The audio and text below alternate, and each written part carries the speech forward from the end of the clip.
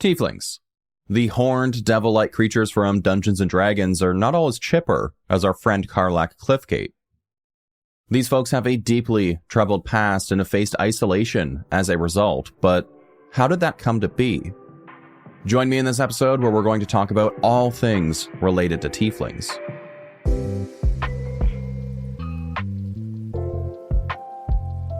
Hey there, welcome to the Lord to Death podcast, a deep dive into the lore of your favorite games, movies, shows, and more. My name is Brett, and today I wanted to do another origin story of a race in Dungeons & Dragons. So this time, we're going to be diving into the origins of the Infernal Tricksters, the Tieflings, at the request of a listener. I talked about them a bit in the earlier episode on the Blood War, covering all of the happenings in Avernus, but we barely scratched the surface there, so we're going to get the full story here. Before we get started, I just want to ask that you rate this podcast 5 stars wherever you're listening to it, or like and subscribe if you're on YouTube. The only way that I know that you're enjoying the content that I'm making is if you let me know. So rate the show, leave a comment, or send an email to lordtodeath@gmail.com to suggest an episode or just to say hi. So with that out of the way, let's get on with the episode. And I'm sure that everyone will be happy about the news that this episode will be entirely spoiler-free. And I feel the need to say this because after the last episodes having caught some flack, that all of the sources that I'm going to be using are going to be the most up-to-date information. That means that if something was mentioned back in 4E or 2E or whatever edition, but was overwritten or retconned in 5E or 2024, then we're going to be using 5E or 2024 as the correct answer.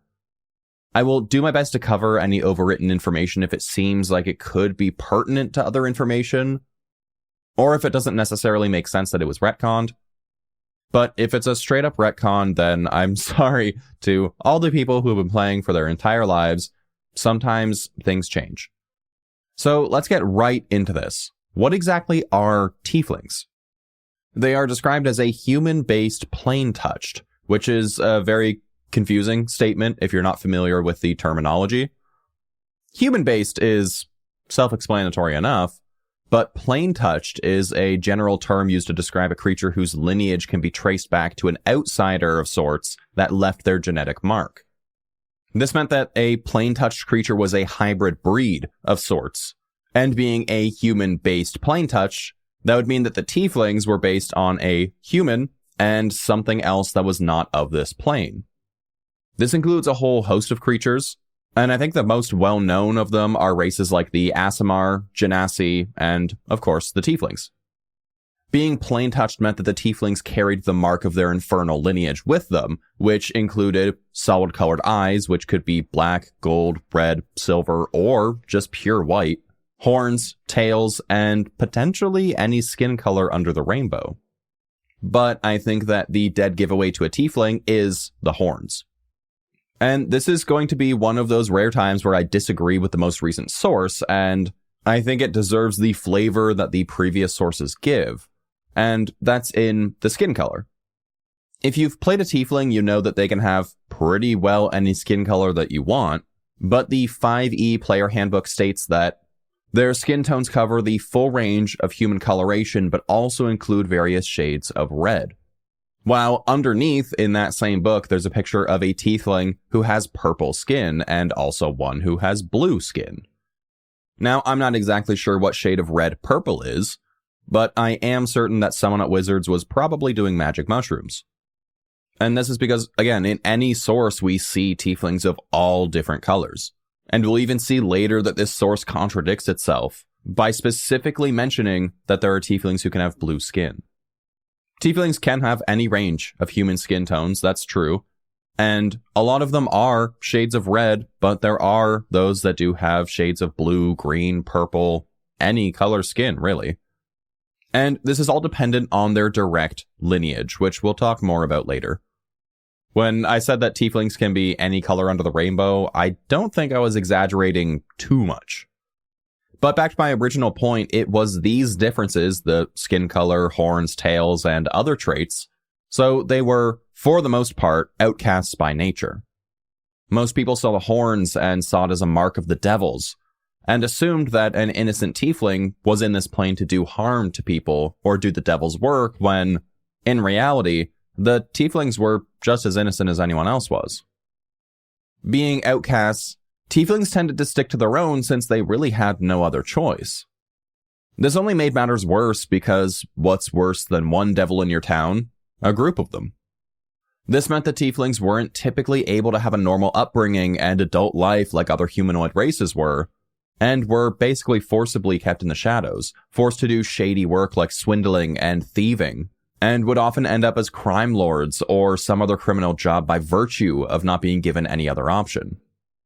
Unfortunately, this further perpetuated the stereotype that tieflings were evil doers, and caused a deep mistrust on both sides. Eventually, tieflings would grow to distrust anyone but their own kind in turn, since they were never given a reason not to. This mutual distrust meant that typically tieflings weren't friends amongst any other races, but if one could break through that generational hatred, it's said that a tiefling is a very strong ally and would be a friend for life. Even further on the outcast train of thought, there's a pretty disturbing passage from 2003's Races of Faerun that states, "Tieflings with gross physical alterations are often killed at birth, and even those with less noticeable physical traits are sometimes killed by their own horrified parents. Occasionally, a tiefling is born to someone indifferent to its appearance, determined to redeem it, willing to exploit it, or evil enough to not care about its nature. And these tieflings are most likely to survive to adulthood." And I think this brings up two interesting points. One is that according to this source, most tieflings don't make it to adulthood, or at least that's what's implied. And whether or not that means that they don't make it into their 20s or not is maybe up for debate, depending on if you consider that they have a total lifespan of about 50 years over humans, being able to live from about 90 to 150 years of age, whereas humans live a total maximum of 100. Typically, of course, that doesn't apply over the board. That means that tieflings don't mature until later in their life, or not. Maybe their maturity date is 30 or 40 or even 50 years of age. But this point is neither here nor there, really. It's just an interesting thought.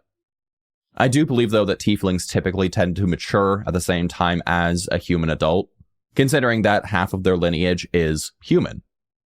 The other point is that this source seems to imply that tieflings can be born to a non-tiefling couple, which I think is very interesting. And in some digging, I actually found that this is backed up by Xanathar's Guide to Everything. According to this source, there are 4 different outcomes with which a tiefling can be born, plus one extra which actually isn't in the book. The first, one parent was a human and the other was a devil. That is the natural way that tieflings are born, I believe. 2, one parent was a tiefling and the other was a devil. 3, one parent was a tiefling and the other was a human. The 4th being that both parents were humans and their infernal heritage was dormant until the child came along. And then the extra point, which is that both parents were tieflings. I find it strange that the source didn't mention that as an option, but as far as I know, it is an option. There was a source that stated that tieflings were sterile as they were a mixed race, but that no longer seems to be the case, and there's nothing else in any other sources I've read that would suggest otherwise.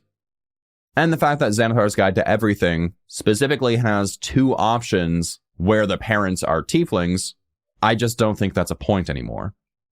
The fact that Xanathar's didn't have anything about both parents being tieflings, I think is a bit odd, but I guess you can do with that information what you will. I think that this is all particularly interesting that a tiefling can be born of so many different circumstances, especially the 4th point. The idea that a tiefling can be born to 2 human parents who might have had some dormant infernal genes is really neat. And it gives some interesting context to the prior quote about how some tieflings are killed at birth out of fear. I think that if both parents were tieflings, or even if one parent was a tiefling, you might expect that your baby's going to come out with horns. But imagine if you didn't know you had any infernal genes. Maybe your grandma was a tiefling, or maybe your great-grandfather was a devil. And then all of a sudden you give birth with your perfectly human partner, and the baby comes out with horns and a tail. You might think that you were cursed, and since most people were already prejudiced against tieflings, I think that most people probably wouldn't accept their child like that. It's an unfortunate truth, and it's the truth that tieflings are cursed to bear for the most part. Because of all the animosity and mistreatment from other races, and given their forced lifestyles, you might assume that all tieflings would fall under the evil alignment, but that's no longer the case. In 2E, they covered all neutral and evil categories, and for 3E, they were just strictly evil. But in recent editions, they're all more on the chaotic side of the alignment table, ranging from good to evil. And this makes sense because they are known as tricksters, after all. Other than the horns, tails, and skin color, tieflings are fairly similar in appearance to humans. They stand just about as tall and weigh just about as much on average. But aside from the obvious differences from humans, there are differences even amongst tieflings depending on their lineage. Tieflings descended from the Rakshasa, which are essentially cat people like the Khajiit of the Elder Scrolls universe, might have a furry skin or the feline slit eyes. On the other hand, ones that were descended from night hags might have small horns, glowing eyes, or blue skin. The traits that they carried over would all depend on both parents, which feels kind of redundant to say, but the human-like features would come from their human parent, while other physical traits like goat legs or smelling like brimstone would come from the demon or devil side of the family.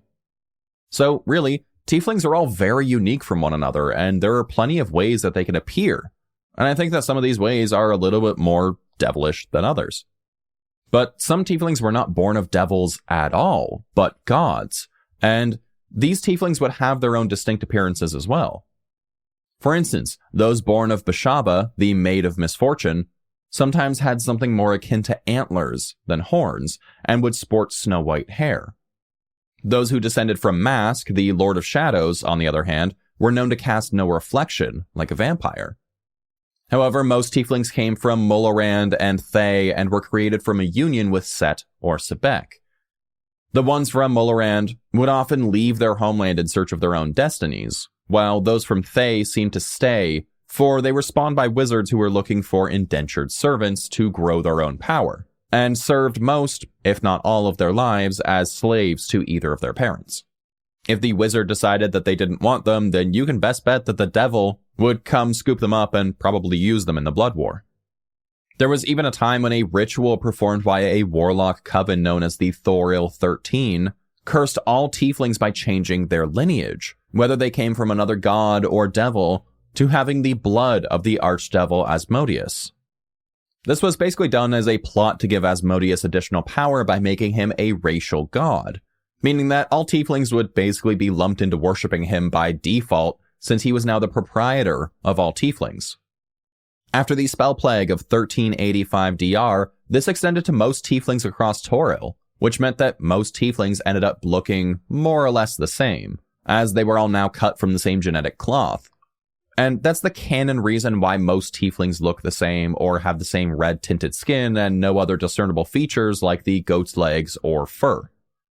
But aside from Mullerand, Thay, or Asmodeus, we can trace pretty much all tieflings originally back to Avernus and the Blood War. I have an entire episode on the subject, but the important thing to know is that this is an endless war happening in the Nine Hells with demons against devils. And by endless, I really mean endless. It's been going on since before time was recorded, and it still rages on to current day. And so, as you can imagine, with an endless war, you would need endless recruits. Not that I think either side particularly wanted to end the war, but they were always looking for ways to get an advantage on the other, so they held the upper hand and could end it at any time. This is where we come to a point in the war where the devils and demons started hiring out the help of other deities, whom they used and abused with fiendish contracts to their own ends.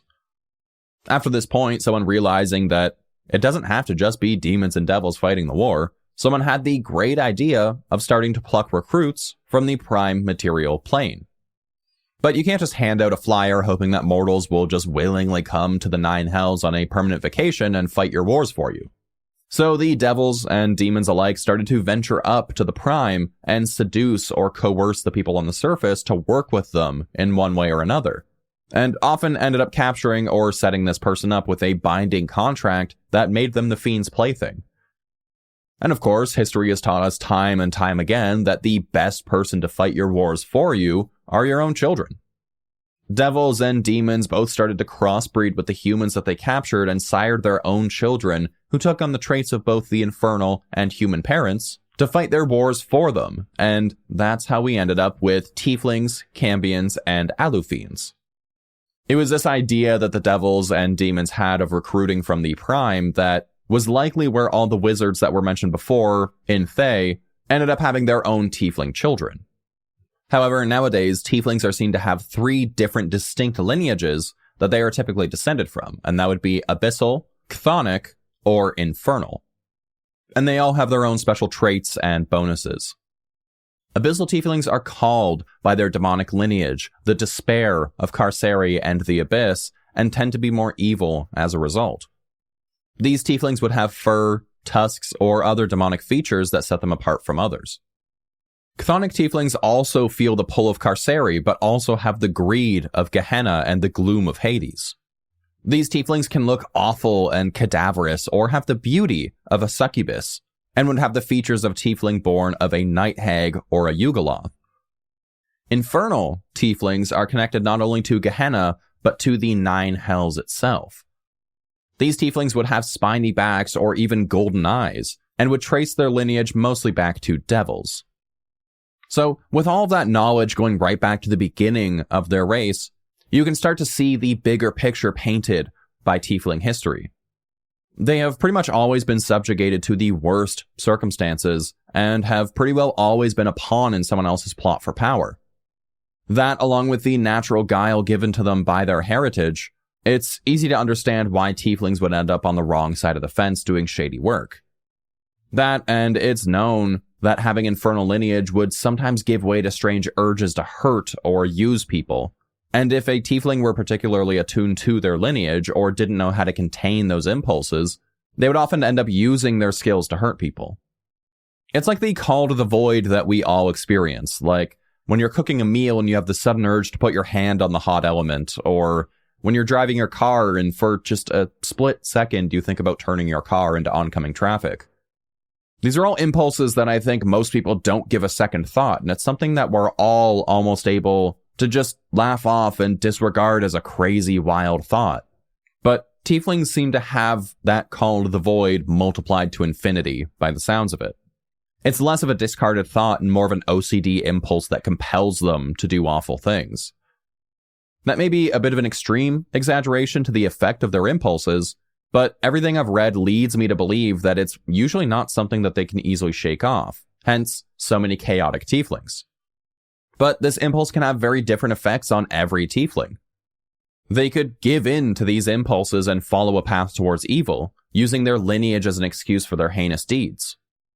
Or they could accept that these impulses are out of their control and channel that energy into doing good despite their condition, and make it their goal to do just as much good in the world as they can, in an effort to remove the stigma around Tieflings. And it's said that Tieflings usually fall into either extreme, and there's not a lot of room for middle ground. I'm sure that there are those who exist in the middle of hero and villain, but typically you either fight your urge with your life or give into it and make it your lifestyle. The ones who try to fight these urges and do good typically end up being looked up to in the Tiefling community. These people eventually take on younger Tieflings and try to teach them how to fight these base instincts. I've seen this referred to as a school of Tieflings, and it's one of the rare times you'll actually see Tieflings kind of getting along with one another en masse. The prejudice that is cast upon them by other races is typically mirrored by themselves, and even if a Tiefling craves companionship, they tend to assume the worst in everyone, other Tieflings included. So it's important to have these heroes amongst Tieflings to act as someone that others feel comfortable around, since most Tieflings were on their own. Otherwise, they tended to fight with one another and everyone else around them. Speaking of fighting, Tieflings have several advantages over other humanoid races when it came to combat. I've mentioned it several times now how they are rather nimble creatures, and this comes in handy when they're engaged in a fight. Most Tieflings are ambidextrous, and therefore prefer a two-handed fighting style using light weapons such as daggers, short swords, or scimitars, so that they can land as many attacks as possible in a short period of time. In conjunction with this fighting style, you would typically see one wearing light armor so that they can facilitate quick movement. It's not often that you would see a tiefling in heavy armor or wearing a shield, but it's not impossible. They also have an innate resistance to heat and touted dark vision, which could give them an edge in battle if these circumstances were right. There were also those who chose the path of magic instead. Typically, if you see a tiefling wielding magic, they will have chosen the path of the warlock, and would have a patron deity of the Nine Hells to complement them in their infernal heritage. However, there was almost nothing stopping a tiefling from being any class that they wanted to be, but they were mostly limited by their lineage, which gave them bonuses ranging from being more intelligent to having more willpower, allowing them to easily choose a path to specialize in based on their lineage. Furthermore, based on their ancestry, whether it was abyssal, chthonic, or infernal, they might specialize in a certain spell. For instance, they might have access to Ray of Sickness and Hold Person as an abyssal, or False Light and Ray of Enfeeblement as chthonic and Hellish Rebuke and Darkness as an infernal, among other benefits. But that being said, I think that most tieflings end up being a rogue or a warlock. Given how they're built to be nimble, quick, and plus their infernal heritage, means that either choice is a really great choice for them, and it plays well with their natural abilities. Tieflings are a very diverse race, and they have access to plenty of boons as a result of their fiendish bloodline. They are really a well-rounded people, and it's a shame that there's such a stigma around them that stops them from taking part in society as a whole. And aside from listing off every single notable tiefling anywhere, that pretty much marks the end of what I have to say about tieflings. Everything that they experience is a direct cause and effect from their bloodline, and it's hard to blame people for hating demons and devils, but there really needs to be a line drawn in the sand, and the recognition that the sins of the father should not impact the innocence of the son.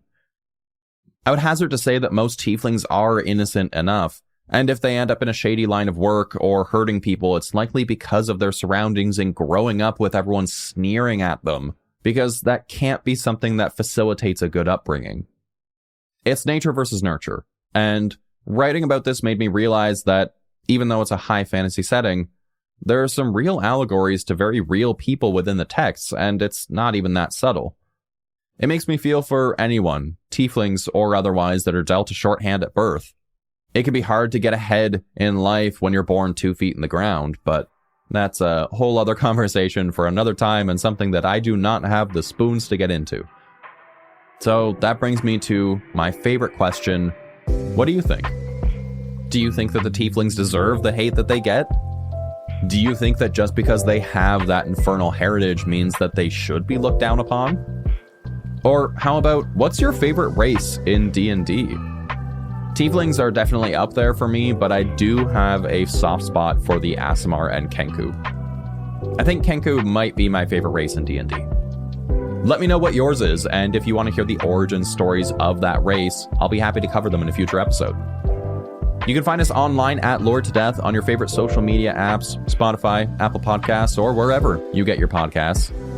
We're also on YouTube, so if you head over there and hit subscribe, I would really appreciate it. If you have any questions or suggestions for topics, please send me a message wherever you can find me or at lordtodeath@gmail.com. If you're using the Spotify app, there's a comment section attached to the episode where you can submit any questions or topics. And if you're on YouTube, then you know what to do. I would love to hear from you, so please send a message if you have any interest in any topics in the future or if you just want to say hi. And remember, treat everyone around you with respect and the understanding that you don't know everything it took for one person to be standing in front of you. What you see on the surface is rarely the whole story, so don't read a book by its cover or a tiefling by its horns. Make a new friend, and you might be glad that you did. And I will lure you to death in the next one. See ya.